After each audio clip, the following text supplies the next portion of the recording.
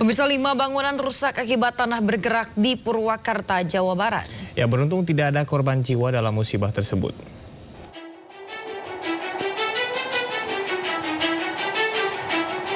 Sejumlah bangunan hancur akibat tanah bergerak di Desa Cisarua, Kecamatan Tegalwaru, Kabupaten Purwakarta, Jawa Barat.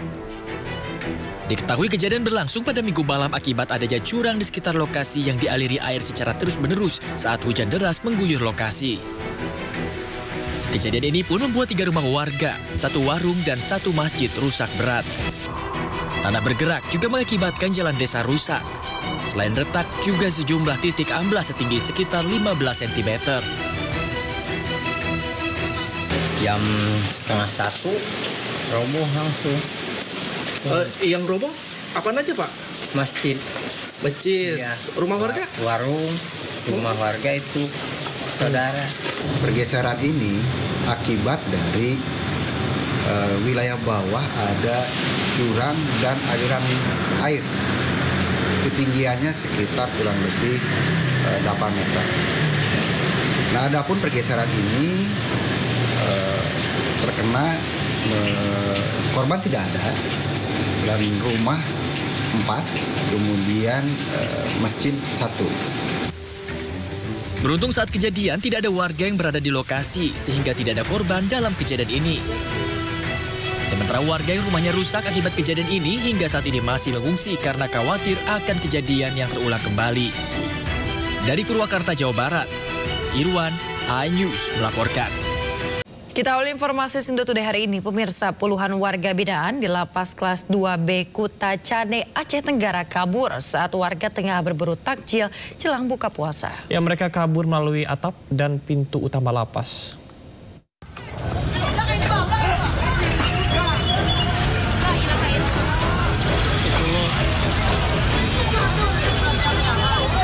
Warga Aceh Tenggara yang tengah berburu takjil dibuat panik dengan kaburnya sejumlah warga binaan Lapas Kelas 2B Kuta Cane, Aceh. Para tahanan ini melarikan diri secara bergerombol melalui atap dan pintu utama lapas. Akibat ulah para tahanan, lalu lintas di depan lapas macet. Beberapa di antaranya bahkan terlihat mengadang pengguna jalan yang lewat di depan lapas.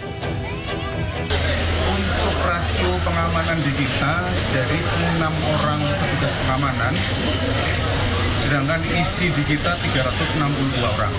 Jadi untuk rasio keamanannya tidak berbanding. Jadi kalau ada mobilisasi dari warga binaan banyak ke satu tempat, pasti Ada berapa pintu? ada 3. Dalam insiden ini, sejumlah tahanan berhasil diamankan kembali oleh petugas lapas dan polisi. Saat ini pihak lapas dan polisi masih melakukan pendataan dan terus melakukan pencarian terhadap tahanan yang belum kembali. Dari Aceh Tenggara Aceh, Medi Arjuna, iNews melaporkan. Pemirsa, polisi berhasil menggagalkan penyelundupan ratusan karung berisi pasir timah di Kabupaten Belitung, Provinsi Bangka Belitung. Beberapa orang serta kapal kayu berisi puluhan ton pasir timah diamankan dalam kasus tersebut. Naik.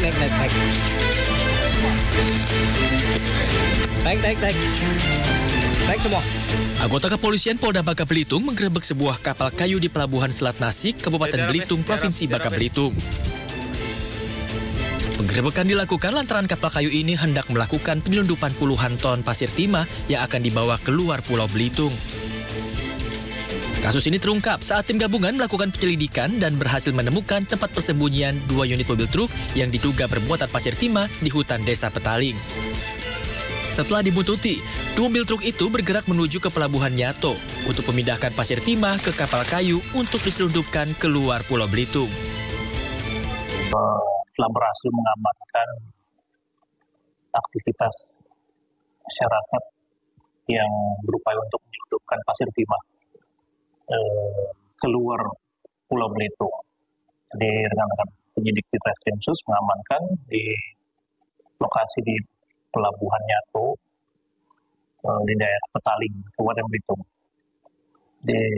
Untuk sementara barang bukti lagi proses pendataan oleh Treskrimsus dan akan dibawa ke Polda.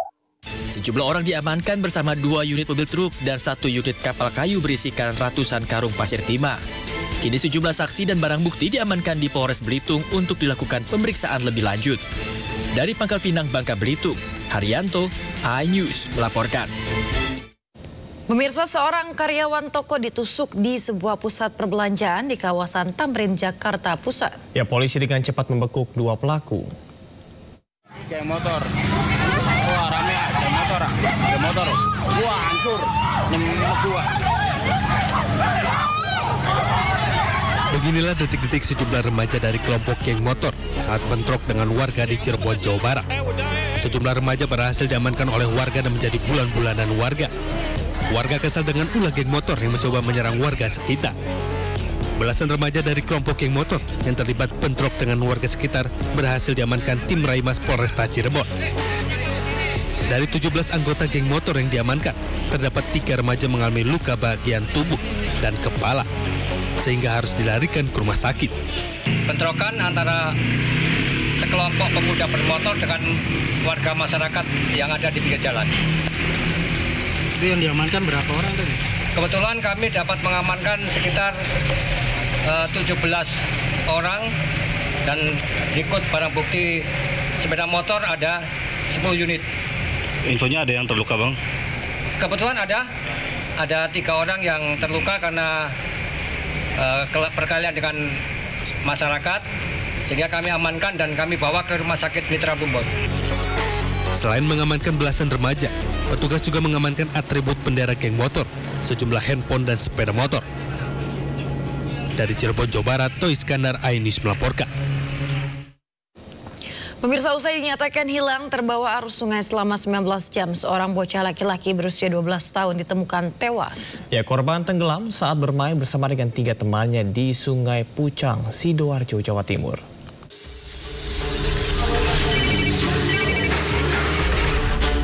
Inilah detik-detik aksi penusukan seorang wanita karyawan toko oleh pemuda tadi kena di sebuah pusat perbelanjaan di kawasan Tamrin City, Tanah Abang, Jakarta Pusat. Korban yang tengah menutup toko bersama rekannya tiba-tiba ditusuk oleh seorang pemuda. Usai menghujamkan senjata tajam sebanyak 3 kali, pelaku langsung melarikan diri. Kurang dari 24 jam, polisi berhasil meringkus pelaku dan rekannya. Pelaku utama berinisial MNA, yang tak lain adalah mantan kekasih korban, ditangkap di tempat kerjanya di kawasan Tebet, Jakarta Selatan, dan rekannya berinisial FF ditangkap di Jakarta Timur. FF sengaja disewa pelaku untuk membantu mengantarkan pelaku menghabisi nyawa korban dengan dijanjikan bayaran sebesar 2 juta rupiah. Yang pertama kita amankan dulu satu pelaku yang melakukan penusukan itu berinisial M.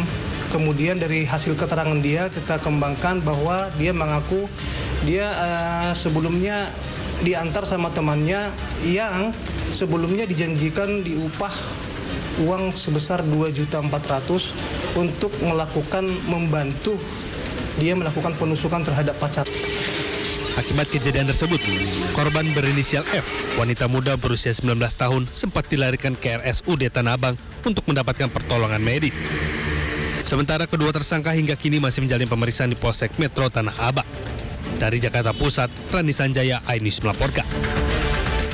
Pemirsa, banjir akibat luapan Sungai Citarum masih merendam Kampung Bojong Asih, Kabupaten Bandung, Jawa Barat. Genangan banjir masih merendam pemukiman warga dengan ketinggian mencapai 1,5 meter.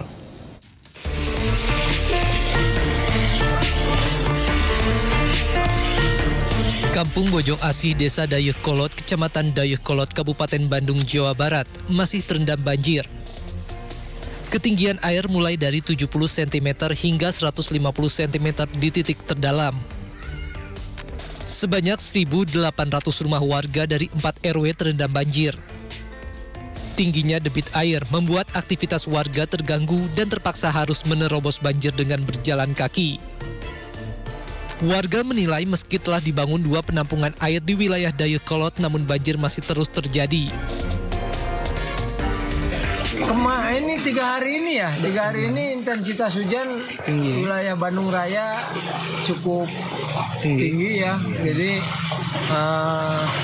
kita sebetulnya terkungkung ya di sini tuh. Suplesi dari Kota Bandung, terus air nggak bisa. Kita kan punya folder 2 nih, atau kayaknya terendam semua nih, jadi nggak bisa membuat air. Hingga kini banjir telah merendam 3 kecamatan di Kabupaten Bandung, di antaranya Kecamatan Dayeuhkolot, Kecamatan Bojong Soang, serta Kecamatan Bale Endah. Dari Kabupaten Bandung, Jawa Barat, Iwan Pangestu, iNews melaporkan.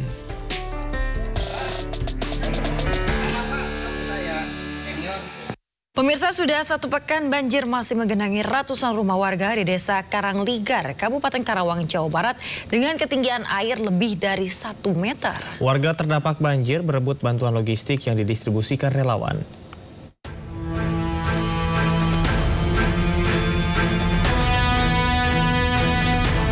Sudah 1 pekan hingga kini banjir masih merendam 2 dusun di Desa Karangligar, Kecamatan Teluk Jambe Barat, Kabupaten Karawang, Jawa Barat.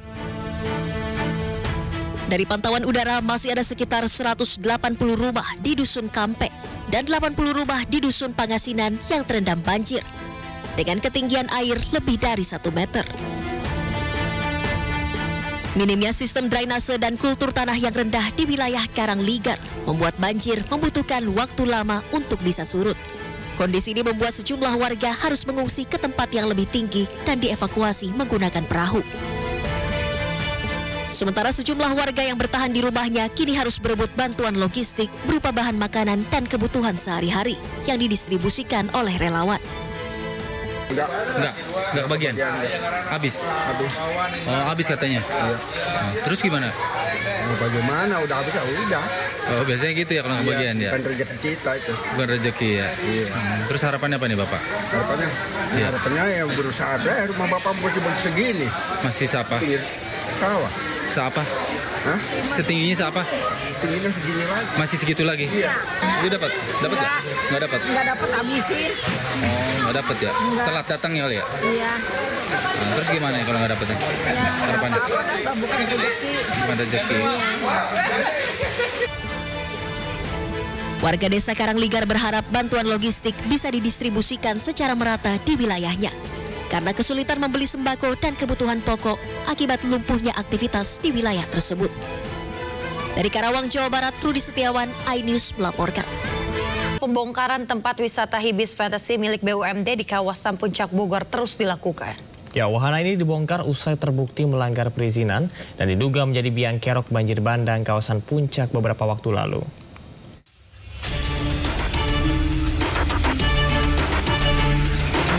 Pembongkaran Hibis Fantasy di kawasan Puncak Bogor, Jawa Barat. Wahana wisata anak perusahaan dari BUMD PT Jaswita terus dilakukan. Pembongkaran dilakukan menggunakan alat berat dan secara manual dengan pengawasan ketat dari petugas gabungan yang melibatkan TNI, Polri, serta Satpol PP dari Kabupaten Bogor dan Provinsi Jawa Barat. Pembongkaran tempat wisata ini dilakukan usai Gubernur Jawa Barat Teddy Mulyadi menginstruksikan jajaran pemerintah menindak tegas Hibis Fantasy yang terbukti melanggar aturan perizinan. Lokasi wisata ini juga dinilai menjadi biang kerok banjir bandang yang melanda wilayah Puncak beberapa waktu lalu. Diketahui Hibis Fantasy mengajukan izin penggunaan lahan seluas 4.800 meter persegi. Namun realisasinya pengerjaan wahana wisata ini menggunakan lahan seluas 15.000 meter persegi. Artinya sebanyak lebih dari 11.000 meter persegi lahan yang digunakan belum berizin alias ilegal.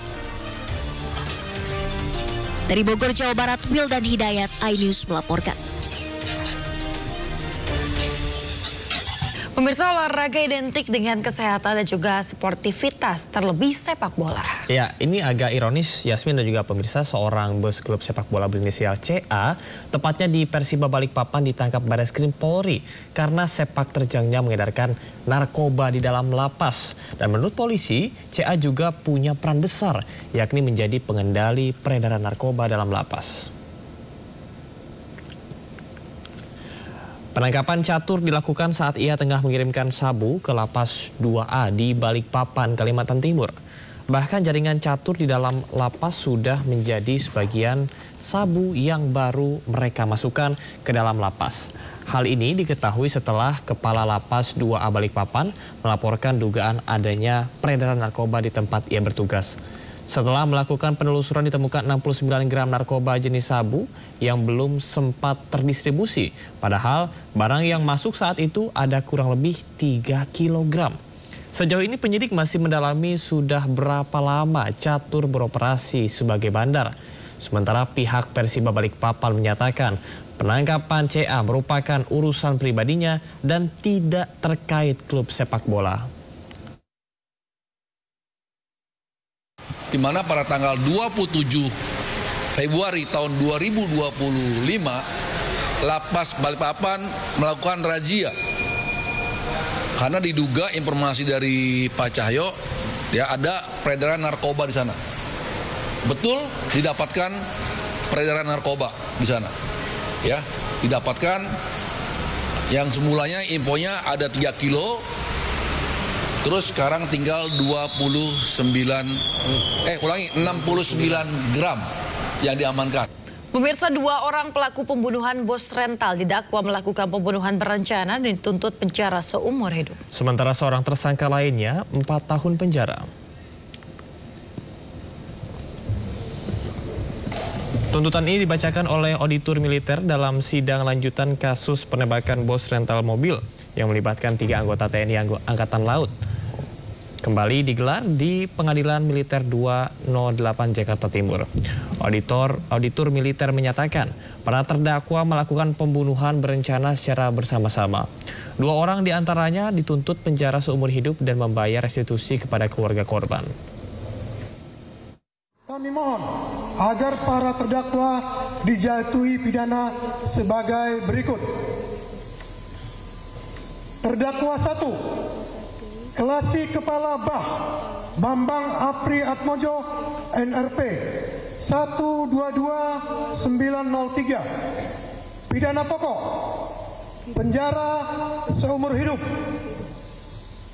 Pidana tambahan dipecat dari Dinas Militer CQ TNI Angkatan Laut, membayar restitusi kepada keluarga almarhum Ilyas Abdul Rahman sebesar 200.209.633.500 rupiah, membayar restitusi kepada saudara Ramli korban luka sebesar 146.354.200 rupiah. Terdakwa 2, Sertubah Akbar Adli NRP 125546. Pidana pokok penjara seumur hidup. Pidana tambahan dipecat dari Dinas Militer CQ TNI Angkatan Laut, membayar restitusi kepada keluarga almarhum Ilyas Abdul Rahman sebesar 147.133.500 rupiah, membayar restitusi kepada saudara Ramli sebesar 73.177.100 rupiah. Terdakwa 3, Sertukom Rapsim Hermawan NRP 126104. Pidana pokok penjara selama 4 tahun, dipotong seluruhnya pada saat terdakwa menjalani penahanan sementara. Pidana tambahan dipecat dari Dinas Militer CQ TNI Angkatan Laut, membayar restitusi kepada keluarga almarhum Ilyas Abdul Rahman sebesar 147.133.500 rupiah, membayar restitusi kepada saudara Ramli sebesar 73.177.100 rupiah. Subsidiar 3 bulan penjara. untuk pembayaran restitusi yang dibebankan kepada para terdakwa sesuai dengan surat dari LPSK. Izin kami lampirkan di tuntutan. Pemirsa, kasus penembakan bos mobil rental di res area kilometer 45 Tol Tangerang Merak, Banten membuat publik tercengang. Ya, ironisnya, sebelum kejadian pemilik rental mobil sempat meminta pendampingan dari pihak kepolisian namun ditolak.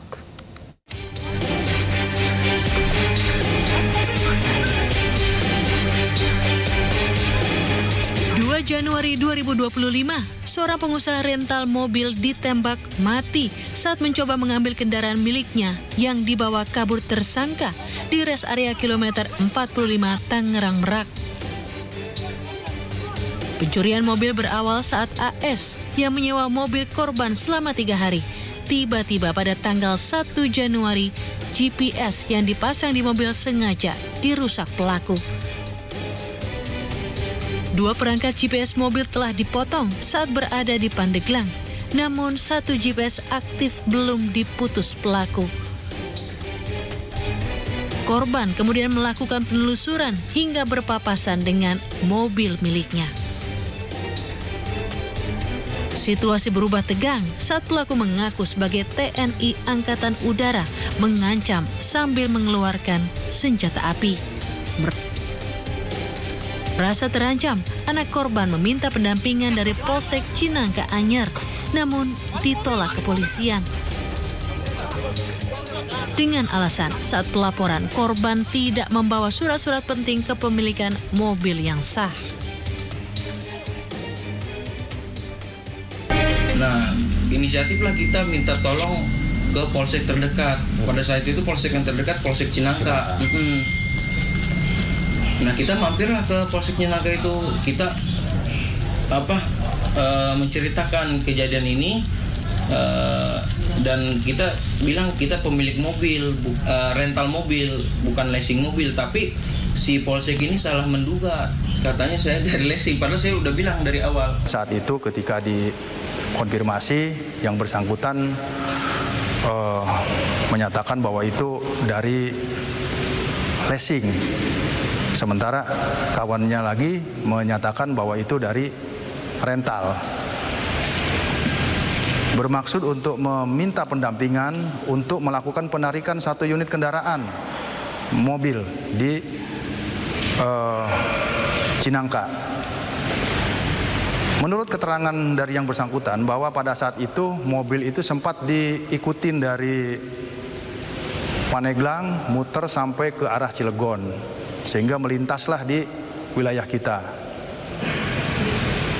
Namun pada saat yang bersangkutan memohon, meminta untuk pendampingan dari personel kita, ya tentunya personel kita yang paling utama adalah menanyakan legalitas ataupun identitas daripada kendaraan yang akan ditarik itu. Kemudian dalam masalahnya masalah apa?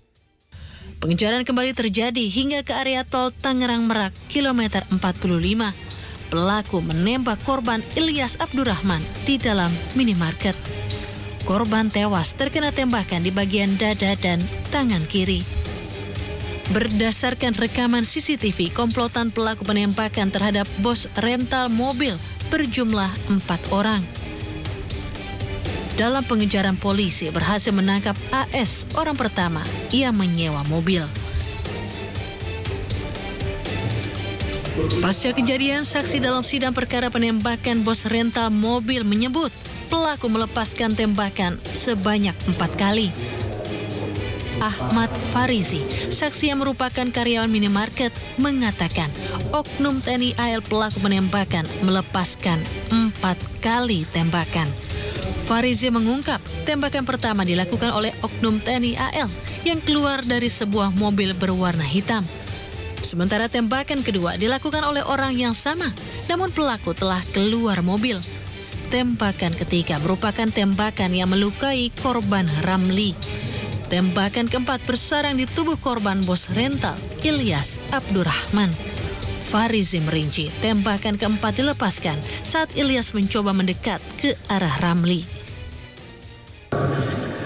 Pada saat terjadinya penembakan di rest area kilometer 10. Diduga di depan Indomaret saudara bekerja ya. Berapa kali saudara mendengar tembakan? Tembakannya? Iya. 3 sampai 4 itu. 3 sampai 4. Apakah saudara saksi mengetahui siapa yang melepaskan tembakan atau berada di mana?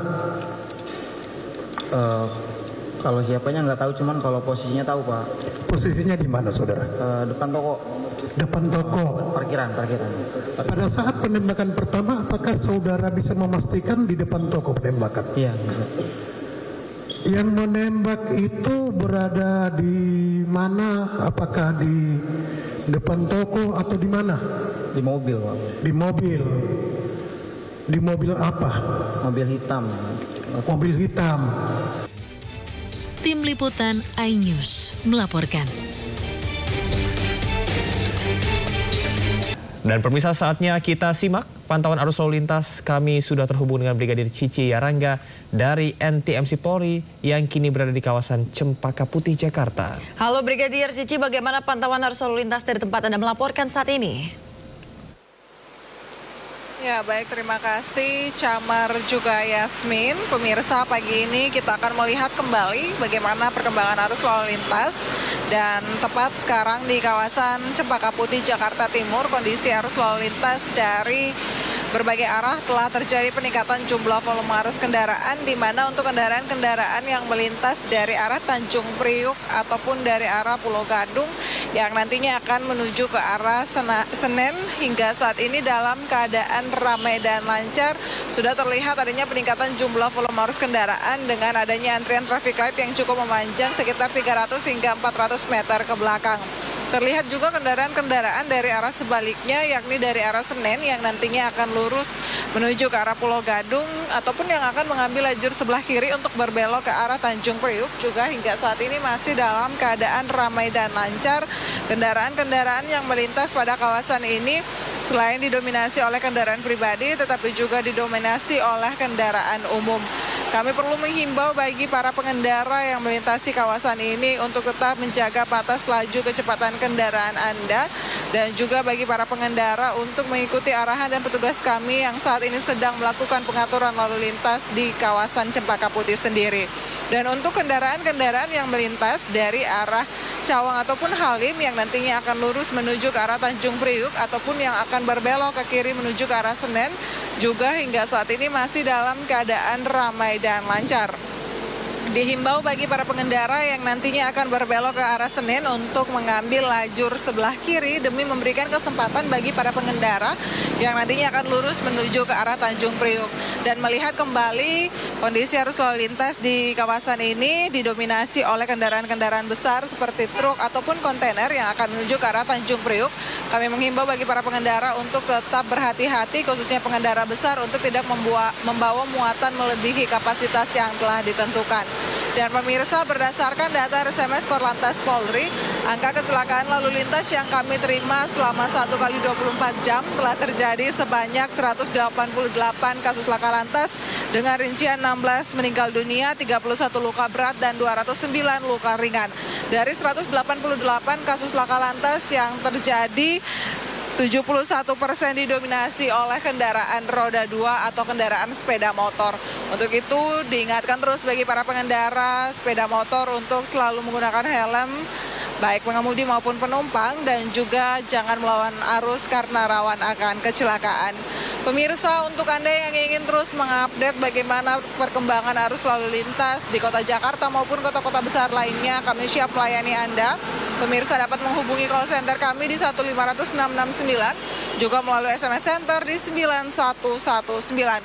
Demikian Yasmin dan Camar yang dapat kami bagikan langsung dari sekitaran kawasan Cempaka Putih, Jakarta Timur, dan silakan kembali ke Anda di studio.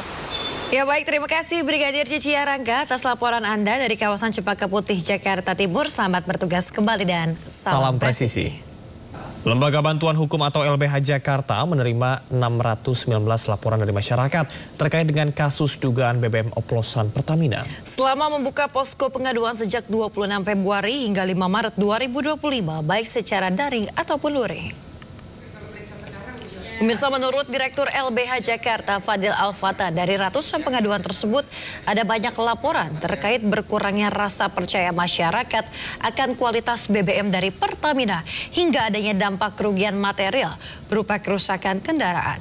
Dari laporan masyarakat ini, pihak LBH Jakarta juga akan berupaya untuk mengakomodir sejumlah langkah hukum, baik itu berupa gugatan class action hingga gugatan warga negara. Ya, sejak 26 Februari 2025 lalu sampai dengan 5 Maret 2025 kami tutup pos pengaduan, itu sudah ada 619 pengadu atau pengaduan yang masuk ke pos pengaduan tersebut dengan berbagai macam hal yang dirasa merugikan masyarakat sebagai konsumen utama dari Pertamina, khususnya BBM berjenis RON 92 atau Pertamax. Yang paling banyak kerugian yang dialami ya yang sifatnya imaterial gitu ya, ketidakpercayaan ya, atau runtuhnya kepercayaan yang sebelumnya ada tapi kemudian runtuh terhadap Pertamina yang menjadi penyalur ya atau penyedia BBM berjenis RON 92 yang diduga. Pemirsa, sidang gugatan pra-peradilan Jilid 2 Sekjen PDI Perjuangan Hasto Kristianto atas kasus suap Harun Masiku kembali digugurkan hakim. Pra-peradilan gugur karena berkas Hasto telah dilimpahkan oleh KPK ke Pengadilan Tipikor Jakarta Pusat.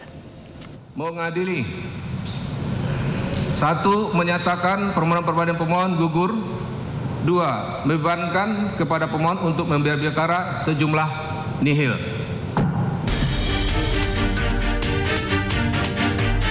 Hakim Tunggal pada Pengadilan Negeri Jakarta Selatan, Afrizal Hadi, menyatakan permohonan pra-peradilan yang diajukan Sekjen PDI Perjuangan Hasto Kristianto gugur. Pra-peradilan gugur karena berkas Hasto telah dilimpahkan oleh KPK ke Pengadilan Tipikor Jakarta Pusat. Permohonan pra-peradilan yang digugurkan oleh hakim terkait kasus suap pada kasus Harun Masiku. Sementara terkait kasus perintangan penyidikan masih belum diadili. Menanggapi keputusan hakim tersebut, kuasa hukum Hasto Kristianto menyebut KPK telah melakukan tindakan tercela yang melimpahkan berkas Hasto Kristianto ke pengadilan 1 hari sebelum sidang pra-peradilan. Apakah memang sah atau tidak penetapan seseorang menjadi tersangka? Nah, ketika permohonan ini digugurkan karena alasan formal bahwa ada tindakan dari KPK yang melimpahkan berkas perkara, sebenarnya yang dilakukan adalah mengesahkan tindakan-tindakan buruk dari KPK ini. Ya. Saya katakan buruk, kenapa? Karena mereka mencoba melakukan penundaan. Ya. Pertama, mereka melakukan penundaan persidangan ketika dipanggil. Kemudian yang kedua, mereka juga melakukan tindakan-tindakan yang mengabaikan hak asasi dari Pak Hasto. Misalnya haknya beliau untuk menghadirkan saksi yang menguntungkan, yang diabaikan oleh KPK. Kemudian yang ketiga, mereka secara sengaja ya, melimpahkan berkas perkara 1 hari sesudah berkas perkara dan orang diserahkan oleh penyidik kepada penuntut umum. Ini artinya apa? Ini memang terstruktur dan sistematis dilakukan oleh KPK untuk menggugurkan perkara pra-peradilan ini. Sementara dalam pertimbangannya, hakim mendasarkan pada surat edaran Mahkamah Agung nomor 5 tahun 2021 menyatakan pemeriksaan pra-peradilan gugur jika berkas perkara tindak pidana telah dilimpahkan ke pengadilan. Tim Liputan iNews melaporkan. Berkas perkara Sekjen PDI Perjuangan Hasto Kristianto telah dilimpahkan ke Pengadilan Tindak Pidana Korupsi Jakarta untuk segera disidangkan. KPK menjerat Hasto dalam 2 perkara, yakni dugaan suap dan perintangan penyidikan dalam kasus Harun Masiku.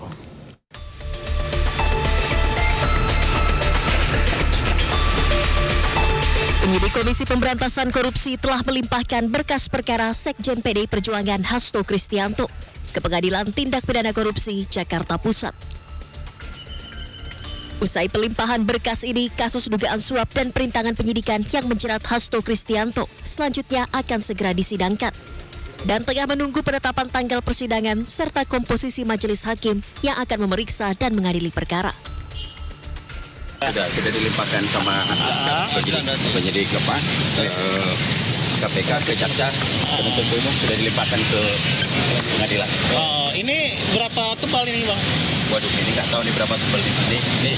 Abang kan bisa lihat sendiri nih tebalnya. Oh iya. Sesuai dengan proses tahapannya, hari ini dari pihak penuntut sudah menyerahkan kepada Pengadilan Negeri Pusat Jakarta Pusat ya, dan sudah diterima oleh panitera dan tercatat, jadi tinggal proses berikutnya. Ya, kami semua pasti tinggal menunggu saja penetapan dari pusat. Sebelumnya KPK resmi menahan Hasto Kristianto pada Kamis 20 Februari 2025. Hasto ditahan usai diperiksa sebagai tersangka kasus dugaan suap pergantian antar waktu anggota DPR periode 2019-2024 dan upaya perintangan penyidikan dalam kasus yang menjerat mantan kader PDI Perjuangan Harun Masiku. Dari Jakarta, Rizky Falufi, iNews melaporkan. Rumah Ridwan Kamil digeledah KPK pada Senin malam. Ya, penggeledahan terkait kasus dugaan korupsi Bank BJB saat RK menjabat sebagai Gubernur Jawa Barat. 5 orang telah ditetapkan sebagai tersangka.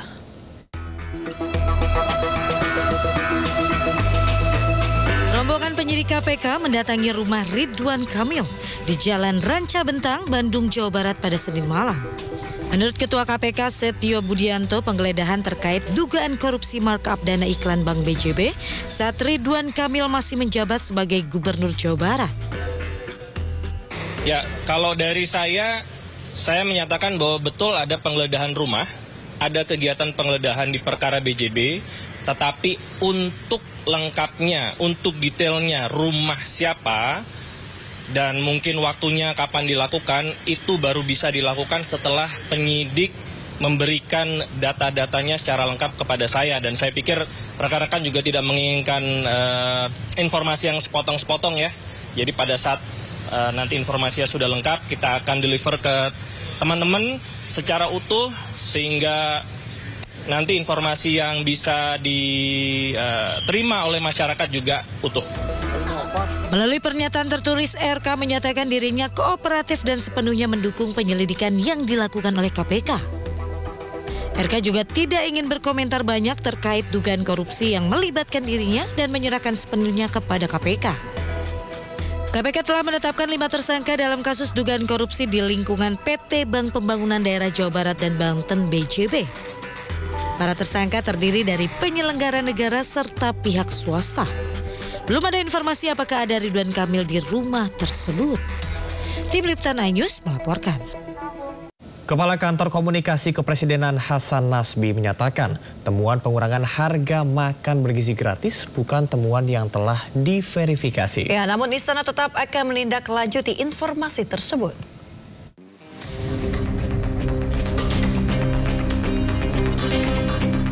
Baru beberapa bulan berjalan, Komisi Pemberantasan Korupsi menerima informasi bahwa dana makan bergizi gratis dikurangi. Makan bergizi gratis yang seharusnya diterima senilai Rp10.000 per orang, berkurang menjadi Rp8.000 per porsi. Pihak KPK telah menyampaikan temuan ini pada Badan Gizi Nasional. Karena itu, KPK meminta agar BGN segera menyelidiki dan menindaklanjuti informasi ini sebagai tindak pencegahan. Salah satunya memang saya sampaikan berdasarkan informasi, ya, dan informasi ini kan belum diverifikasi, belum divalidasi. Ini baru informasi, tapi karena kegiatannya adalah bersifat kegiatan pencegahan, maka kami sampaikan dengan harapan bahwa informasi ini bisa segera disikapi secara preventif, gitu. Jangan sampai nanti sudah terlalu banyak, sudah semakin membesar, sudah terjadi di mana-mana, malah akhirnya menjadi sesuatu yang kontraproduktif. Usai temuan itu, pihak Istana buka suara dan berjanji akan menindaklanjuti informasi yang diberikan oleh KPK. Melalui Kepala Kantor Komunikasi Kepresidenan Hasan Nasbi, Istana menyatakan bahwa temuan pengurangan harga makan bergizi gratis bukan temuan yang telah diverifikasi. Agar program makan bergizi gratis berjalan dengan baik, Badan Anti Rasuah menekankan pentingnya tata kelola keuangan yang transparan. Selain itu diperlukan keterlibatan masyarakat serta memanfaatkan teknologi dalam pengawasannya. Dari Jakarta, Rizky Falufi, iNews melaporkan. Pemirsa, Menko Polhukam bersama Kapolri dan Panglima TNI menggelar rapat koordinasi lintas sektoral untuk kesiapan pengamanan Idul Fitri 1446 Hijriah. Rapat koordinasi lintas kementerian lembaga digelar di Auditorium STIK Lemdiklat Polri, Jakarta Senin siang dengan dipimpin Menteri Koordinator Bidang Politik dan Keamanan Budi Gunawan dan dihadiri Kapolri Jenderal Listio Sigit Prabowo, Panglima TNI Jenderal Agus Subianto beserta jajaran kementerian dan instansi terkait lainnya. Rapat membahas kesiapan seluruh kementerian lembaga untuk pengamanan kesiapan transportasi dan juga sarana prasarana perhubungan serta tanggap bencana selama pelaksanaan mudik Hari Raya Lebaran. Rapat tadi dibahas tentang kesiapan daripada seluruh kementerian lembaga terhadap beberapa aspek.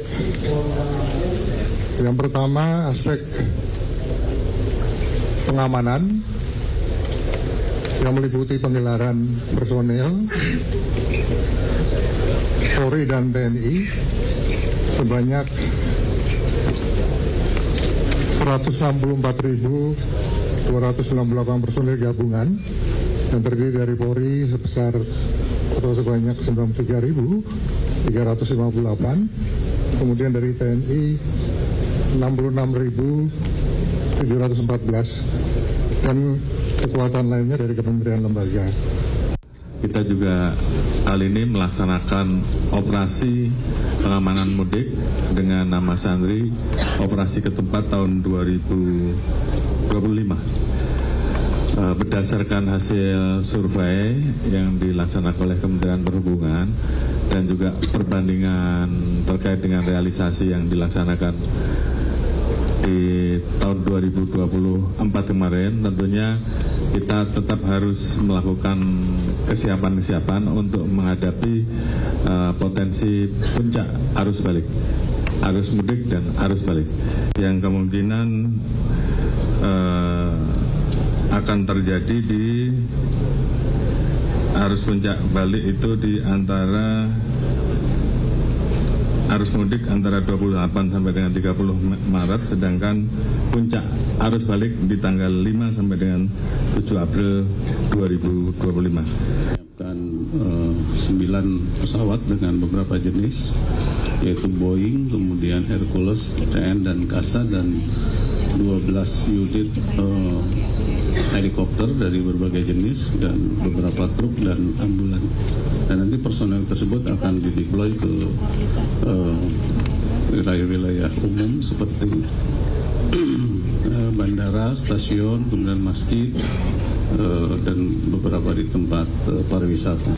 Pemirsa, Kejaksaan Agung menyerahkan lahan sitaan kebun sawit kepada BUMN seluas 221.000 hektar dari hasil korupsi. Ya, lahan kebun sawit sitaan yang akan dikelola BUMN ini berasal dari 9 perusahaan yang tergabung di PT Duta Palma Group.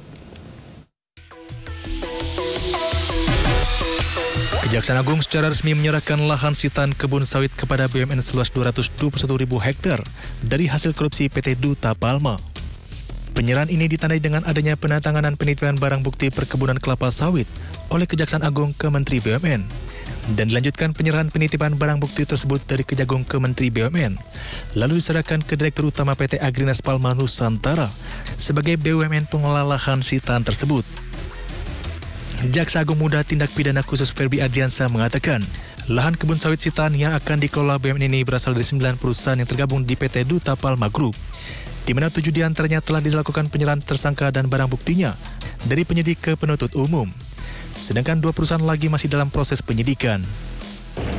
Ada 7 diantaranya telah dilakukan penyerahan tersangka dan barang buktinya dari penyidik ke penuntut umum. 2 masih proses penyidikan. Dari 9 tersangka korporasi tersebut, ada 37 bidang tanah bangunan aset perkebunan kelapa sawit dengan total luas 221.868,421 hektar atau 221.000 sekian hektar.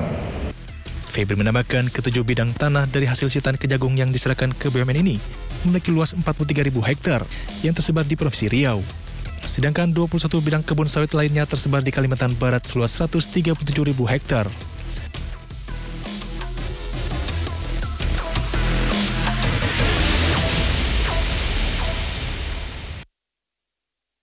Polisi meringkus seorang pria di Kabupaten Bogor, Jawa Barat yang mengoplos minyak curah menjadi minyak bersubsidi. Ya, dalam sehari tersangka bisa memproduksi 8 ton minyak dan menghasilkan 10.000 bungkus minyak goreng.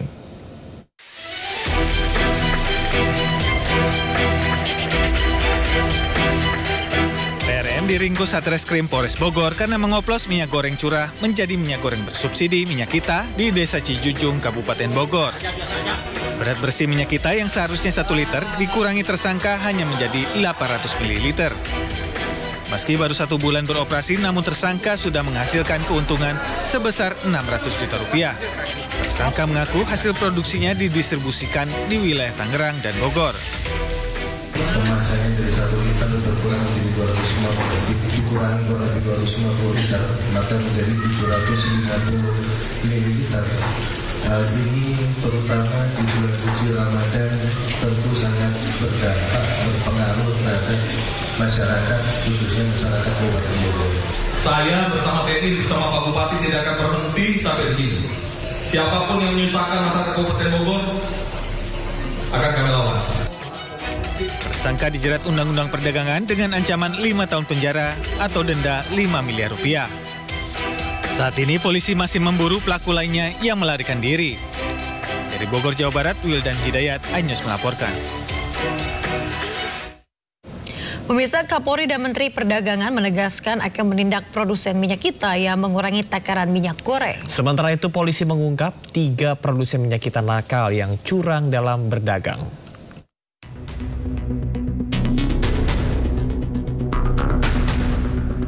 Kapolri Jenderal Listio Sigit Prabowo menyebut pihaknya tengah mendalami produk minyak kita yang takarannya tak sesuai dengan informasi yang tertera pada kemasan. Kapolri memastikan akan melakukan penegakan hukum dalam kasus ini. Sedang kita lakukan pendalaman dan kemungkinan kita akan melakukan penegakan hukum karena memang ada yang kita dapati yang isinya tidak sesuai dengan kemasannya 1 liter. Kemudian juga ada yang menggunakan label minyak kita namun sebenarnya palsu. Ini semuanya sedang kita proses. Kalau sebaran produknya di mana aja tuh Pak? Nanti akan dirilis secara resmi oleh Satgas. Sementara itu Menteri Perdagangan Budi Santoso mengungkap salah satu pabrik minyak kita di Depok, Jawa Barat telah tutup. Kini pihaknya tengah menyelidiki keberadaan pabrik tersebut.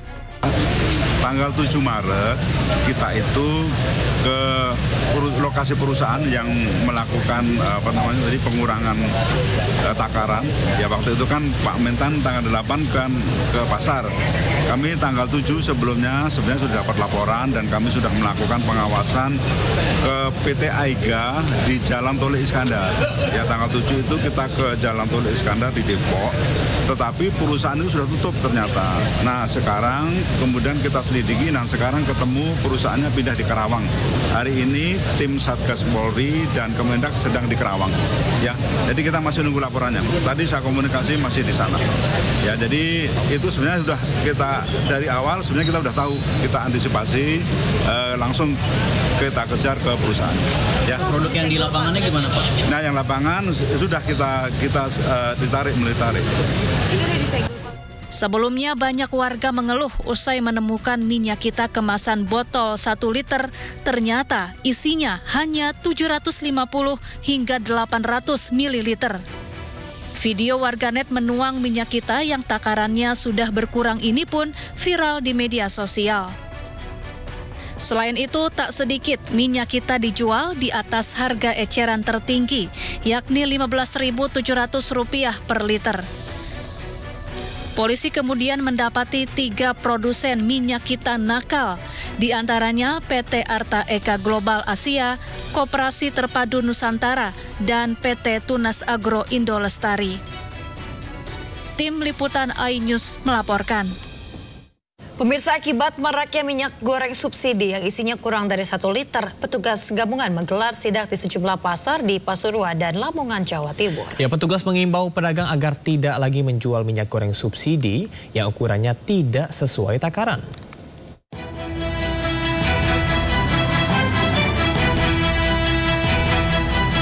Tim gabungan dari Dinas Perindustrian dan Perdagangan serta Polresta Pasuruan menggelar sidak minyak goreng subsidi di Pasar Kebon Agung Senin pagi.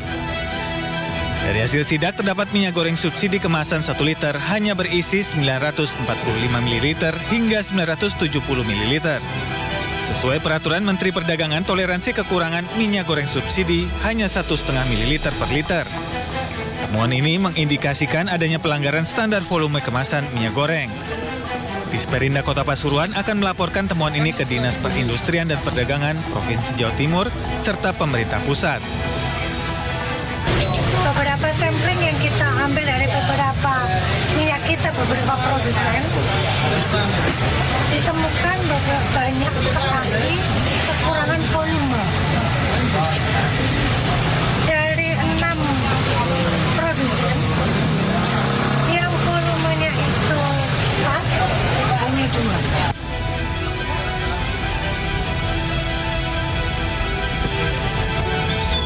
Dinas Perindustrian dan Perdagangan Kabupaten Lamongan, Jawa Timur menemukan adanya minyak goreng subsidi yang tidak sesuai dengan takaran yang tertera pada kemasan.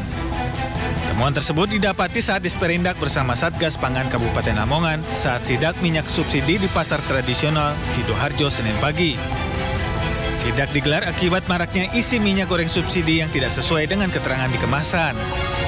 Menindaklanjuti temuan tersebut, petugas meminta pedagang untuk tidak menjual minyak subsidi yang isinya tidak sesuai takaran. Ternyata volumenya tidak sampai dengan 1 liter. Ini tentu juga nanti akan kita berikan sanksi, dalam artian kita bikin berita acara bahwasanya produk tadi yang menandai minyak kita 1 liter tadi kita akan telusuri dengan berkolaborasi dengan teman-teman Satgas Pangan. Disperindak bersama Satgas Pangan bakal menelusuri produsen yang berbuat nakal yang mengurangi takaran minyak kita. Tim Liputan iNews melaporkan. Panglima TNI Jenderal Agus Subianto mengatakan, prajurit TNI aktif yang menduduki jabatan sipil di kementerian atau lembaga wajib pensiun dini atau mengundurkan diri dari dinas. Hal ini sesuai dengan Undang-Undang TNI Pasal 47. Terkait Undang-Undang 34 pasal Undang-Undang TNI 34 nih yang terkait prajurit TNI yang aktif menjabat itu, Pak. Jadi prajurit TNI aktif yang menjabat di kementerian atau lembaga lain akan pensiun dini atau mengundurkan diri dari dinas aktif sesuai dengan pasal 47. Makasih ya, Pak. Pemirsa, Presiden Prabowo Subianto menerima kunjungan Sekjen Partai Komunis Vietnam To Lam di Istana Negara. Kunjungan tersebut untuk membahas perdagangan bilateral antara Indonesia dan Vietnam ke jenjang lebih tinggi.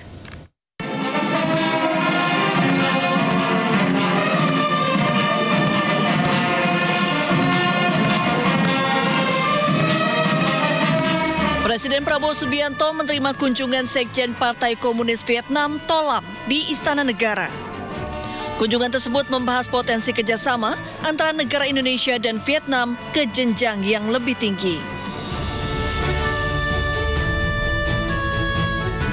Perdagangan bilateral Indonesia-Vietnam saat ini tembus di angka 16 miliar dolar atau sekira 262 triliun rupiah, meningkat secara signifikan hingga 20% dibandingkan tahun sebelumnya.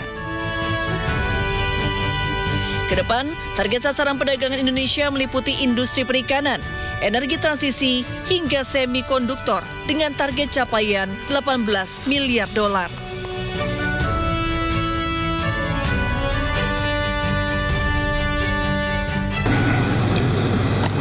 Hubungan antara Indonesia dan Vietnam adalah hubungan yang panjang, hubungan yang didasari oleh nilai-nilai yang sama, sejarah juga yang punya latar belakang sama. Indonesia dan Vietnam sama-sama melawan imperialisme dan penjajahan ratusan tahun. Kita juga menyambut baik investasi Vietnam di Indonesia di bidang otomotif, juga di bidang pertanian, dan dalam berbagai bidang lainnya.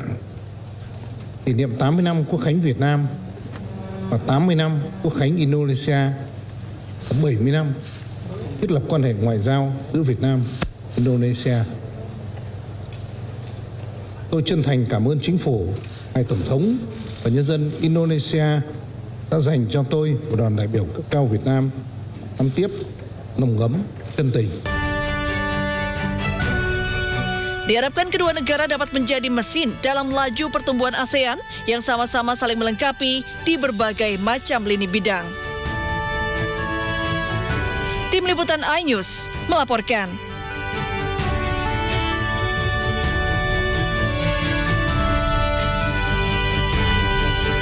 Presiden Prabowo Subianto mengumumkan keputusan mengenai tunjangan hari raya atau THR untuk karyawan swasta, BUMN dan juga BUMD.